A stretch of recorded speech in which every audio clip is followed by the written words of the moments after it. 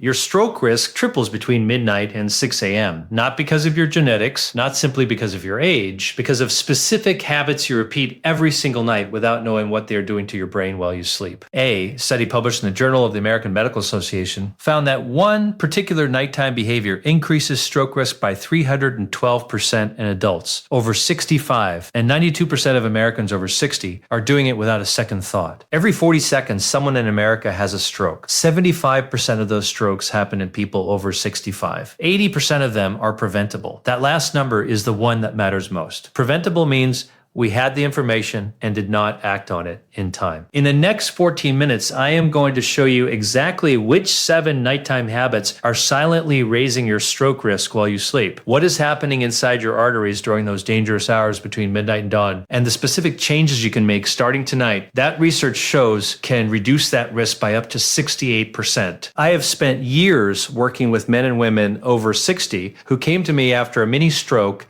confused about why it happened when they thought they were doing everything right. What I am about to share is what I tell them in that office. Before we go further, drop a comment right now with just the number of hours you typically sleep each night. Just a number, nothing else. I want to see who is watching this because the information I am about to share applies very differently depending on whether you are sleeping 6 hours, 7 hours, or less than 5. And if you have ever woken up in the middle of the night with a headache or felt dizzy when you first stood up in the morning, add the word dizzy to your comment. That symptom matters more than most people realize, and you will understand exactly why in about 3 minutes. Here is what is happening inside your body right now during the hours you are supposed to be healing. After the age of 60, your body produces roughly 43% less nitric oxide, a compound your blood vessels depend on to stay flexible and keep blood flowing smoothly. Without adequate nitric oxide, your arteries stiffen, your blood thickens, and during the natural pressure drop that occurs between midnight and 6 a.m., that thickened blood struggles to reach your brain. Now picture a 67-year-old man who does everything his doctor tells him to. He takes his blood pressure medication every evening. He stays warm at night because he always feels cold. He falls asleep with the television on to quiet his mind. His daytime numbers look fine. His doctor is satisfied. Nobody raises a concern. But between 2 o'clock and 4 a.m., his blood pressure has dropped too low. From the evening medication, his bedroom temperature is preventing his body from reaching deep restorative sleep. His blood has thickened overnight because he had a late snack and did not hydrate properly before bed, and his brain spent the entire night struggling for adequate blood flow without him feeling a single symptom. Then, one morning, he wakes up and cannot move his left arm. This scenario plays out thousands of times every single day across this country, and it is entirely preventable. The research connecting nighttime habits to stroke risk has been accumulating for over a decade, yet most physicians spend an average of 4 minutes discussing stroke prevention with senior patients. That gap is costing people their independence. Now, if you want to understand the why, not just be handed a list of rules, what I'm about to explain will give you a completely different framework for thinking about sleep and brain health after 60. Your cardiovascular system at 65 is not simply an older version of your cardiovascular system at 40. 3 critical changes alter everything about nighttime risk. First, arterial stiffness. Think of a new rubber hose. Flexible, responsive, able to expand as pressure changes. Now think of that same hose after 20 years in the sun. Stiff, unable to adapt, your arteries undergo a similar process called arteriosclerosis. Stiff arteries cannot buffer the normal pressure fluctuations that happen during sleep. Small disruptions that a younger cardiovascular system handles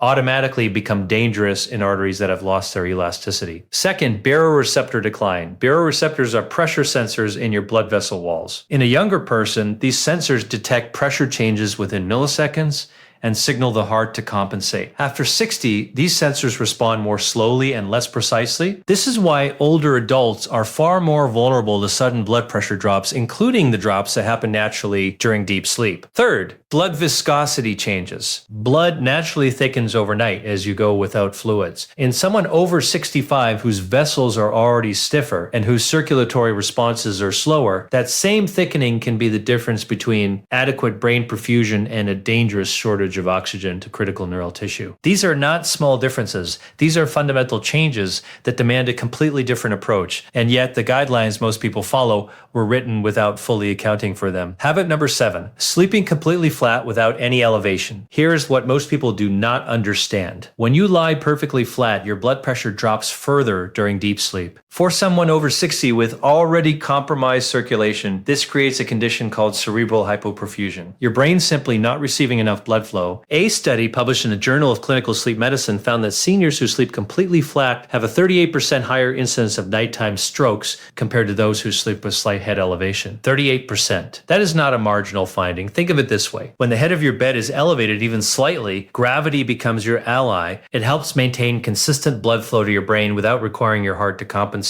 Your blood vessels do not need to constrict as aggressively. The entire system works with less effort and more reliability. Here is a detail most people miss when they try to fix this.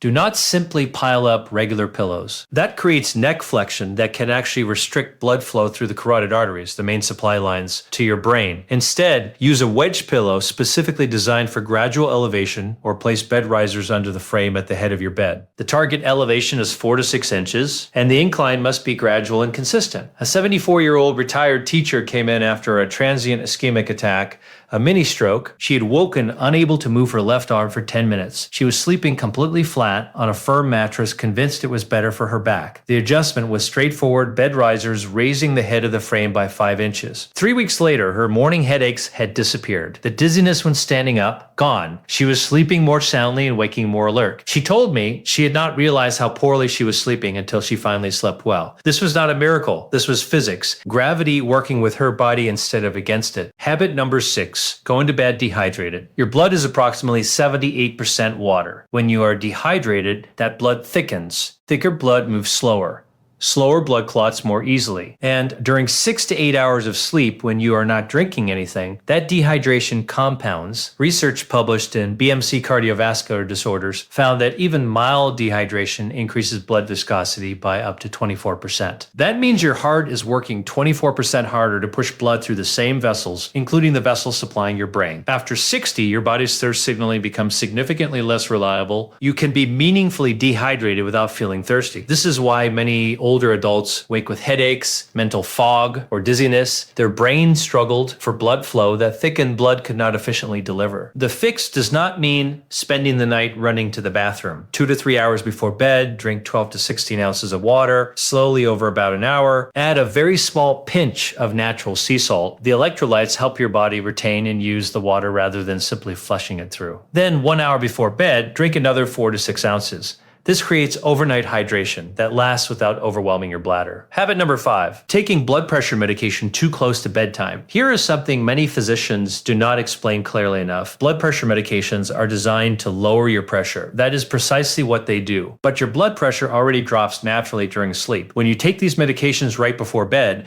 you can create what is called nocturnal hypotension, blood pressure that drops too low during the hours your brain most needs consistent supply. When blood pressure falls too far during sleep, your brain does not receive adequate oxygen. Studies have shown that nocturnal hypotension is directly linked to silent brain infarcts, tiny strokes that occur without symptoms but accumulate as cognitive and neurological damage over months and years. A study published in the journal Hypertension followed more than 8,000 adults over 65 for 6 years. Those who took blood pressure medication at night had a 49% higher stroke risk compared to those who took the same medication in the morning. 49%, same drug, same dose. Different outcome based entirely on timing. This is not a reason to stop your medication. Never adjust or discontinue any prescription without guidance from your physician, but it is a reason to have one specific conversation. Ask your doctor directly, given what research shows about nighttime blood pressure drops and stroke risk, would morning dosing be appropriate for my situation? That single conversation could meaningfully change your overnight risk profile. Habit number 4, sleeping in a room that is too warm. This one surprises almost everyone, but the physiological connection is well established. When your bedroom temperature exceeds 72 degrees Fahrenheit, your body cannot achieve the core temperature drop it requires for deep restorative sleep. That might sound like a comfort issue. It is actually a cardiovascular issue. Elevated body temperature during sleep triggers an inflammatory response throughout your entire circulatory system. That inflammation damages the endothelial lining of your blood vessels,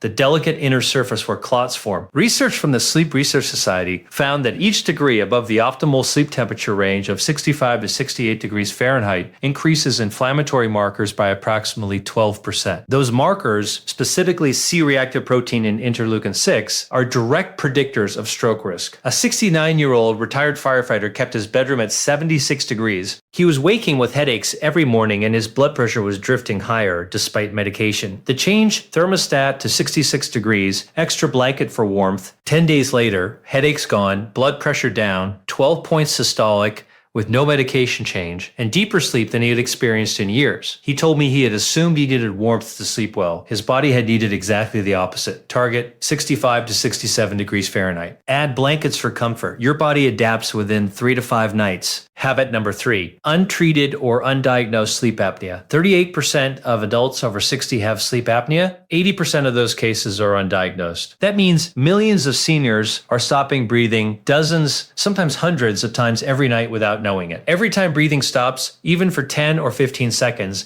blood oxygen levels plummet. The brain is suddenly deprived, then a gasp, breathing resumes, oxygen floods back. This cycle repeats all night, every night. Each episode damages the endothelial cells lining your blood vessels. Over months and years, that accumulated damage stiffens vessels, promotes clot formation, and creates the exact conditions that lead to stroke. A study published in the New England Journal of Medicine found that untreated sleep apnea increases stroke risk by 437%. Now, you might be thinking, I do not snore loudly. I have never woken gasping. Here's what is critical to understand. Sleep apnea in older adults often presents very differently than in younger people. Instead of loud snoring, you may have frequent nighttime waking, morning headaches, daytime fatigue that sleep does not seem to fix, or waking to urinate 3 or more times per night. That last one is something most people never connect. If you are waking repeatedly to use the bathroom, it may not be your bladder driving that. Sleep apnea activates your body's stress response, which then signals the bladder. Treating the apnea often resolves the nighttime urination as well. If any of these symptoms are familiar, request a sleep study. Modern home tests allow you to monitor breathing, oxygen levels, and heart rate in your own bed. No hospital stay needed. If sleep apnea is confirmed, CPAP treatment reduces stroke risk by 72% within the first year. That is not a marginal improvement. That is a transformation in overnight brain safety. Habit number 2, carrying chronic stress and ruminating thoughts into sleep. Here is something important to understand about stress that most people have never been told. Stress does not just make you feel anxious. It physically changes your blood chemistry. When you are under stress, your body releases cortisol and adrenaline. These hormones instruct your liver to release glucose, signal your blood to thicken in preparation for physical emergency, and keep your cardiovascular system in a state of elevated alert. Night after night of lying in bed with your mind reviewing problems, finances, health, family, relationships, creates a sustained state of physiological inflammation. Blood vessels constrict, blood pressure remains elevated even during what should be your deepest rest. Clotting factors increase. A 10-year study published in the journal Stroke followed more than 12,000 adults over 60. Those who reported high stress levels combined with poor sleep quality had a 219% increased stroke risk compared to those who managed stress effectively before sleep. 219%. This is measurable physical damage, not just psychological discomfort. A 71-year-old retired accountant had normal daytime blood pressure but consistently elevated evening readings. Every night she lay in bed, mentally reviewing her adult children's problems,